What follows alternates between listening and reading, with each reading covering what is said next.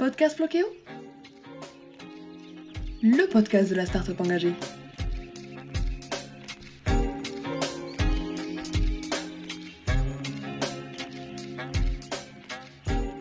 Bonjour Maureen et merci de participer à ce 26e épisode du Verre à moitié plein, le podcast optimiste du tourisme durable par Floqueo. Au programme aujourd'hui, à l'issue de cette semaine dédiée au voyage qui nous plonge dans la beauté et l'immensité du monde, nous vous emmenons découvrir les grandeurs de la seconde plus grande superficie mondiale, qui n'est autre que le Canada. Dans l'immensité de ce pays se trouvent de nombreuses populations autochtones. Aujourd'hui, nous partons à la rencontre des Yukonais qui se trouvent sur le territoire Yukon, à l'extrême nord-ouest du pays, juste avant l'Alaska. Ce territoire doit son nom au fleuve Yukon. Actuellement, il y vit environ 38 630 habitants. Alors pour en découvrir davantage sur cette destination, on est parti à la rencontre de Maureen qui travaille pour l'association française Yukonnaise. Bonjour Maureen et merci de participer à cet épisode du Verre à moitié plein. Pour commencer, est-ce que vous pourriez nous parler de l'association pour laquelle vous travaillez, s'il vous plaît? Bonjour Mélanie et merci de m'accueillir. Donc en fait, l'association franco-yukonnaise, c'est une association qui existe depuis le début des années 80. Son principal mandat, c'est de répondre aux besoins des francophones qui vivent au territoire. Le Yukon est à la 3e place des provinces et territoires les plus bilingues au Canada. La communauté francophone est donc vraiment grande ici. L'association comporte plusieurs équipes qui ont chacune une mission assez précise. Il y a par exemple agriculture, jeunesse, immigration, tourisme, emploi et entrepreneuriat. Bref, c'est assez varié. Chaque équipe contribue activement à la vitalité de la francophonie yukonnaise et tente de répondre aux besoins de la communauté. Donc, l'équipe emploi et entrepreneuriat, par exemple, aide les nouvelles et les nouveaux entrepreneurs à se développer et les chercheuses et les chercheurs d'emploi à entrer sur le marché du travail yukonnais. L'équipe agriculture répond, elle, aux besoins des artistes, elle organise des expositions, des concerts et elle facilite la vie culturelle en français au territoire. L'association se bat aussi pour les droits des francophones au niveau politique. Donc, elle veille à ce que les services gouvernementaux soient offerts en français et elle travaille au niveau fédéral, entre autres, à valoriser la modernisation de la loi sur les langues officielles au Canada. Pourriez-vous nous parler de la naissance de cette région ainsi que de son évolution dans le temps? Donc, en fait, le Yukon était un territoire encore essentiellement occupé par les Premières Nations jusqu'à il y a 125 ans. C'est à ce moment-là qu'un prospecteur a découvert une grande quantité d'or dans le ruisseau Bonanza, dans la vallée du Klondike. Le mot s'est petit à petit répandu. Et l'année suivante, donc en 1898, il y a eu entre 30 et 40 000 prospecteurs et prospectrices qui se sont rendus dans la ville de Dawson. Ça en a fait la ville la plus importante au nord de San Francisco à l'époque. Un an après, tous ces visiteurs étaient pas mal repartis et pas mal tous les mains vides, malheureusement. Cette arrivée massive de femmes et d'hommes blancs a eu un impact vraiment très négatif sur les membres de la Première Nation Trandekwatshin qui vivaient sur les berges du Klondike. Leur chef a pris la décision de les déplacer à Moose Heights, qui est un camp de pêche qui est situé à peu près à 5 km de la frénésie qu'il y avait à Dawson à ce moment-là. Aujourd'hui, les mines d'or modernes sont encore très actives au Yukon. Les habitants de Moose Heights sont pour la plupart revenus s'installer à Dawson, mais la ville ne compte plus aujourd'hui qu'environ 2000 habitants. Ça en fait la 2e plus grande ville du territoire. Donc ici, on cohabite avec 14 Premières Nations, dont 11 sont autogouvernées. Donc si la ruée vers l'or a contribué à l'histoire du Yukon, la culture et l'histoire des peuples autochtones est riche et bien plus ancienne que celle de la ruée vers l'or. Donc pour le moment, on dénombre à peu près 40 000 habitants et habitantes au Yukon. La superficie du territoire est équivalente à celle de l'Espagne, mais 80% du territoire est toujours à l'état sauvage. Ça fait quand même beaucoup de grands espaces à explorer. La faune est également bien présente. On compte d'ailleurs plus d'orignaux que d'êtres humains au Yukon. Ce territoire, il présente une géographie à la fois diversifiée et remarquable entre les montagnes, les lacs, les forêts boréales. Et il abrite notamment le mont Logan, qui est la plus grande montagne du Canada et la seconde plus grande de l'Amérique du Nord. Est-ce que vous pourriez nous présenter davantage les merveilles qu'offre à voir cette destination? Le Yukon est une destination de choix pour les amatrices et les amateurs de plein air. La randonnée fait vraiment partie des activités les plus populaires. Le parc national Kluane, où se situe le mont Logan, qui est le sommet le plus haut du Canada. Ce parc déborde vraiment de pistes de randonnée et de paysages vraiment extraordinaires. Alors, il y a aussi le parc territorial Tombstone sur la fameuse route d'Amster, qui a lui aussi son lot de randonnées assez fantastiques. Puis Puis alors, les amateurs de kayak, de rafting, de canot seront vraiment servis avec la quantité de rivières qu'on peut explorer au territoire. Certains peuvent même se lancer dans la remontée du fleuve Yukon de Whitehorse à Dawson. Ça prend environ 1 semaine. Ça implique de bivouaquer le long du fleuve et donc de dormir en pleine nature. Le territoire, c'est vraiment une destination très prisée pour les amatrices et les amateurs de camping. Le gouvernement du Yukon a aménagé de nombreux campings publics qui sont accessibles pour moins de $20 la nuit. Ça permet de visiter les coins les plus reculés du Yukon. C'est vraiment génial. Puis alors, le vélo de montagne, c'est un des sports qui est de plus en plus populaire au territoire aussi. Il y a beaucoup de pistes qui ont été aménagées à plusieurs endroits du Yukon.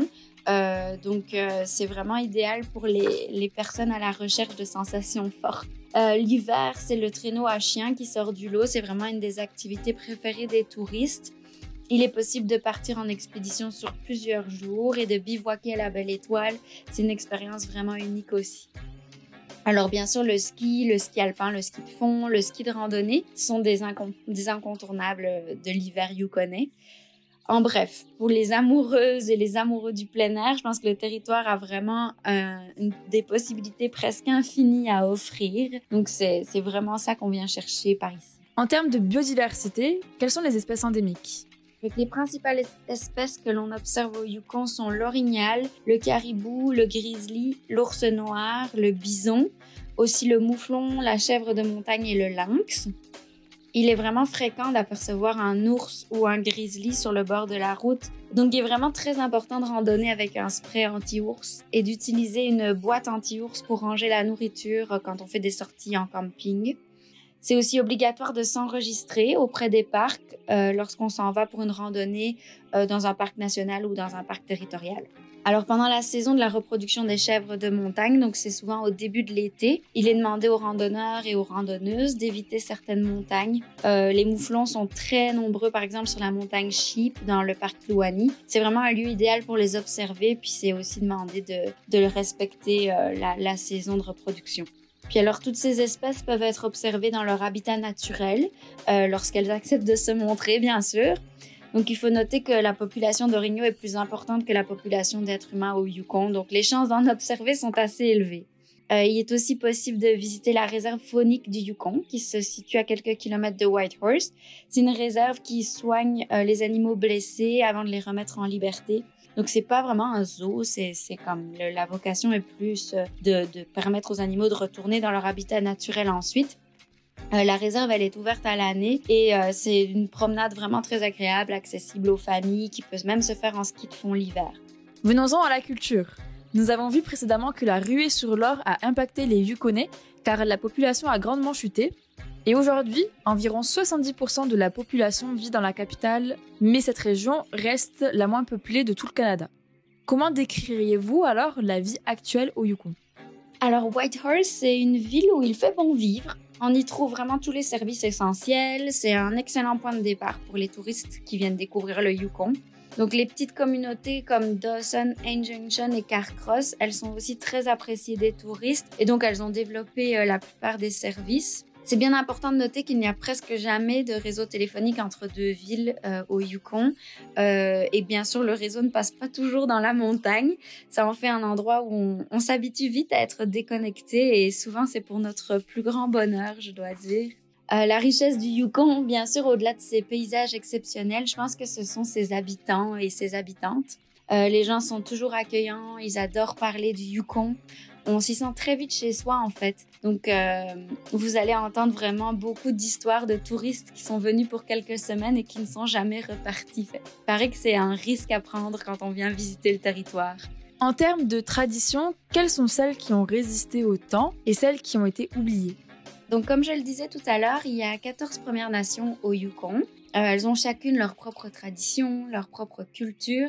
Je pense que c'est vraiment important de s'y intéresser. Puis une des meilleures façons, c'est de visiter leur centre d'interprétation. Il y en a un dans chaque communauté, que c'est vraiment très accessible. Puis c'est une mine d'informations sur la culture et les traditions des Premières Nations.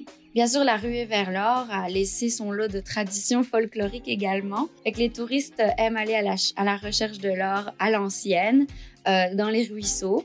Puis bien sûr, s'ils n'en ont pas trouvé, ils finissent leur soirée au casino de Dawson. C'est en fait le plus vieux casino du Canada. Et on peut y assister à des spectacles de French Cancan exactement comme pendant le temps de la ruée vers l'or. Ces spectacles ont lieu tous les soirs pendant l'été. Et puis les plus braves ou les plus démunis, s'ils ont perdu tout leur argent au casino, vont souvent déguster le sourdough cocktail. Donc dans le fond, c'est un verre d'alcool fort dans lequel baigne un orteil humain. C'est servi par un monsieur qu'on appelle le capitaine et qui vous encourage à le boire vite ou lentement, mais l'important c'est que l'orteil touche les lèvres du courageux qui déguste ce cocktail. Une autre tradition au territoire, c'est le levain. Les prospectrices et les prospecteurs, ils venaient souvent avec leur base de levain pendant la ruée vers l'or. Ça leur assurait du pain pour traverser les longs mois d'hiver au Yukon. Cette tradition s'est perpétuée et je pense que toute bonne Yukonaise ou tout bon Yukonais a une base de levain cachée quelque part dans son frigo. Enfin, je dirais qu'au Yukon, les solstices sont des dates très importantes. Ils rappellent le retour du soleil ou le déclin du soleil. On aime beaucoup les célébrer. Puis bon, bien sûr, au pays du soleil, de minuit et des aurores boréales, le ciel a vraiment une grande importance pour nous.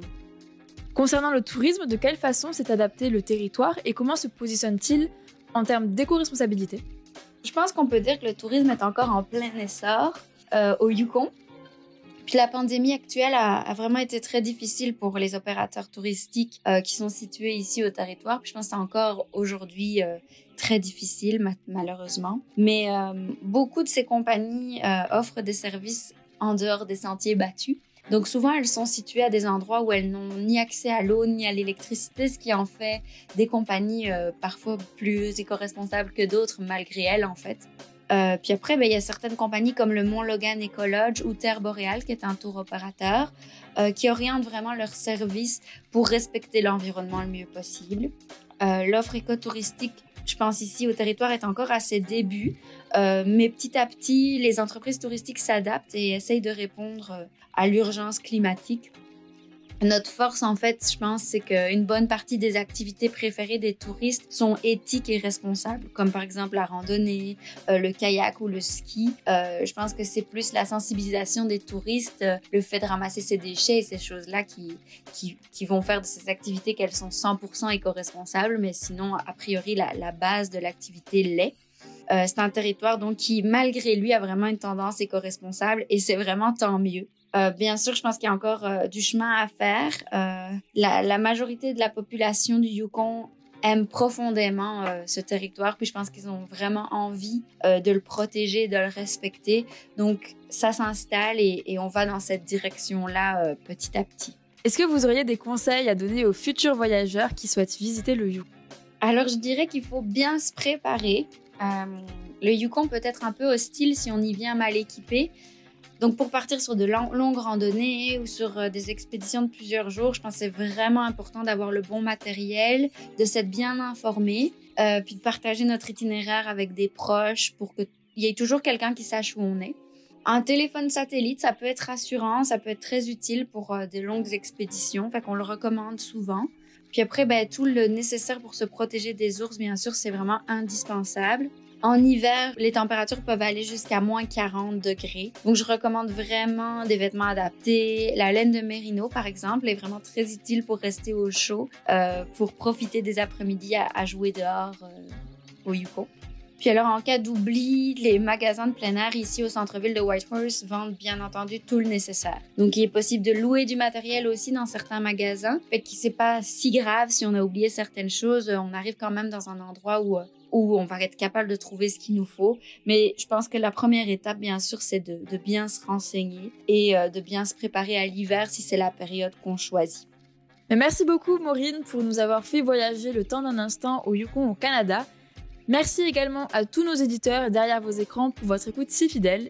J'espère que cet épisode vous aura inspiré et qu'il vous aura donné envie de faire un voyage éco-responsable dans cette si belle destination. Si vous avez des questions, n'hésitez pas à les mettre en commentaire, on vous y répondra avec grand plaisir. En attendant de préparer votre voyage, je vous invite à élargir vos connaissances sur les territoires du Grand Nord en allant lire l'article qui traite de ce sujet sur notre blog Flokeo. Vous pourrez alors y découvrir les enjeux de ce territoire si beau et si important. Je vous souhaite une très bonne lecture, je vous dis à la semaine prochaine pour de nouvelles aventures, Prenez soin de vous et surtout, en attendant le prochain épisode, n'oubliez pas de voir le verre à moitié plein.